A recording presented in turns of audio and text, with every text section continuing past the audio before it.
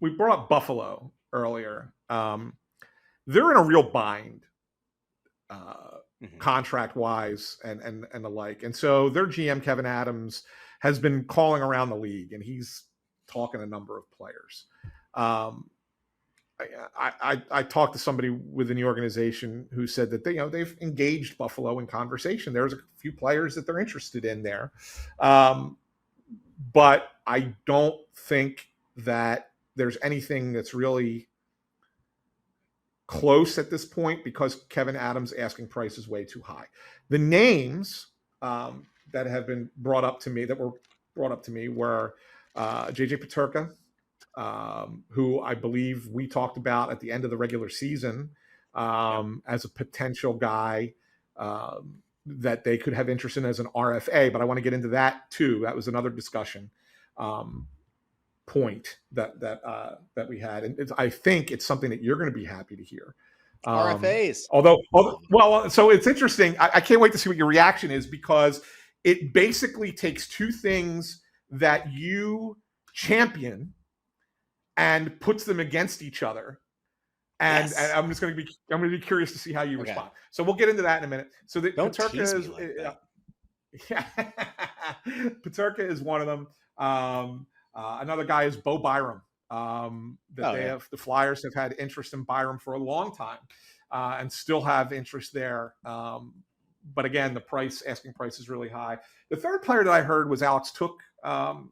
But it sounds like, from what I was told when I started to ask, the more important people in the organization about it, that Buffalo is looking to re-sign him.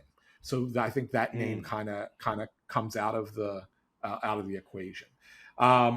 So really, I think it depends on what it would cost for guys like Peterka or Byram. Like, what are you paying for that?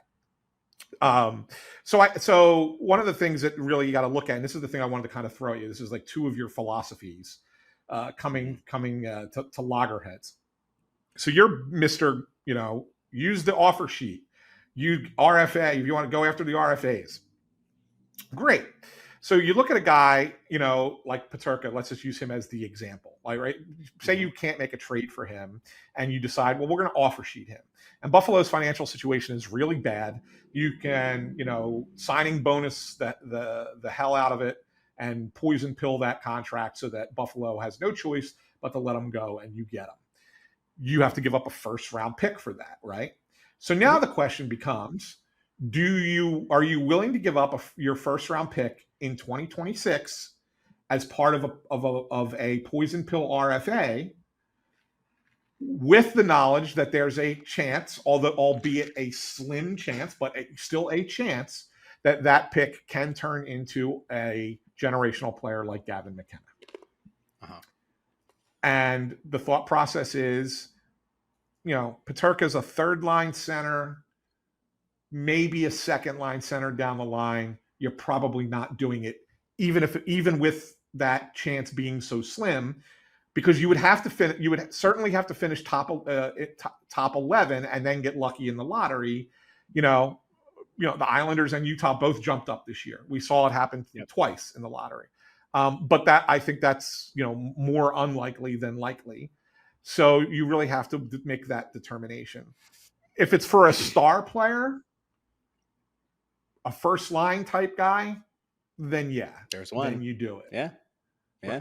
But not for a guy who you look at and say, good player, not quite up to the level that we're looking at to be willing to abandon that first round pick. Matthew Nyes is the guy that you go after. Like, age-wise, position-wise, upside, poison pill, team in financial disarray. Like, Toronto's here I sit in the beautiful Toronto, Ontario, Canada. But that's the one that you go after. Nyes is 22. I forget what the stat that I pulled on this was. There were 5 players, and it was 5 players who entered last season aged 20, so 24 or younger to net at least 20 goals or 25 goals, something like that. He was right there with Mishkov. And so, like, if you're going to make a move, and you're going to have to give up a first round pick. I think the threshold is 9.3 million AAV is where the compensation jumps again, if I remember correctly on RFAs, where is it a second first round pick like the following years? That's where you get into trouble. But like, yeah, I think that if you have a guy and you look at it, so again, like Nyes to me is that guy. Does he raise your floor? He does. Does he potentially raise your ceiling? Indeed, he does. And does it potentially put you in position where you're going to be a playoff team next year? If the answer is yes, and if Danny Briere thinks he's going to overhaul this roster enough and improve it enough to be a playoff team, then you're not giving up a lottery ticket at Gavin McKenna because you won't be in the lottery. And so that's the calculus that the team has to do on it. I know that people, like every time this offseason, I've thrown out the idea of like offer sheet. Like there are good young centers available. That typically is the pushback. Then how are you going to give up McKenna? You don't have to. If you're going to be a playoff team or you think that there's a strong enough chance, then that's it. And by the way, if you're a bubble playoff team, you can only move up 10 spots. So you're going to be somewhere in that, like if you move up to 4 next year or 5, guess what? You're not getting Gavin McKenna, right?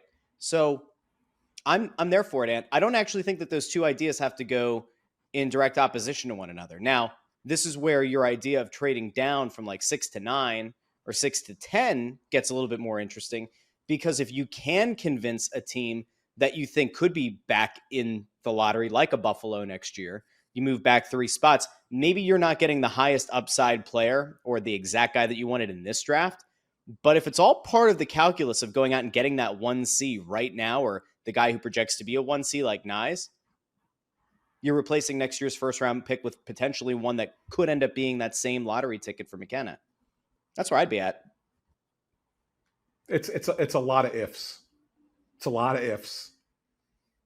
Well, listen, I think here's the thing. Like, here's the thing with Nyes, though, right? Toronto is in such bad cap disarray, right? Like they're letting Marner leave. Marner's going to apparently get like 13 million or whatever. They're going to have to make a call on Tavares, or if the thought out there that Bennett might actually be interested, like they'll probably end up having to overpay Bennett, or they'll keep Tavares. I don't think they'll have both. There's a path here where either you're poison pilling Toronto and longer term potentially hurting them, right? If they have to match the offer, assuming that Nyes would sign it. And in a good scenario, you get the player. Like, are you really worried at this point about not being able to make a trade with Toronto? That if you upset Toronto, you're really worried, like, what, they're not going to still want Risto? They've wanted Risto for 2 years. No, they're going to stop wanting Risto? I don't know. No. I think that you're making a lot out of Toronto's situation. I don't think it's as bad as you're making it out to be. And secondly, one of the other things that we're going to get into is the cap and where it's at, because I'm hearing rumors that it's going to go up even more than the projections that they have down the line. Not this year. This year is 95.5, but that the projection for 2 years from now, which I think currently is 114.5, I think could get as high as 120 by that year. And so, yeah, the cap could go up to like 120 in 2 years. So that's the thing, is that, and this is one of the other interesting things, and I think this really kind of plays into it a little bit. Like,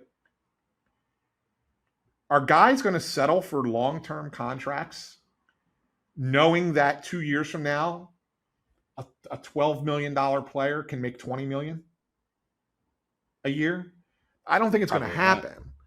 Right. Yeah. So you really have to really now kind of get creative in free agency. In all honesty, I was told by someone in the organization that the Flyers wanted to sign Noah Cates to a longer deal, and he didn't want a longer deal. He wanted smart by him. It was smart. Yeah.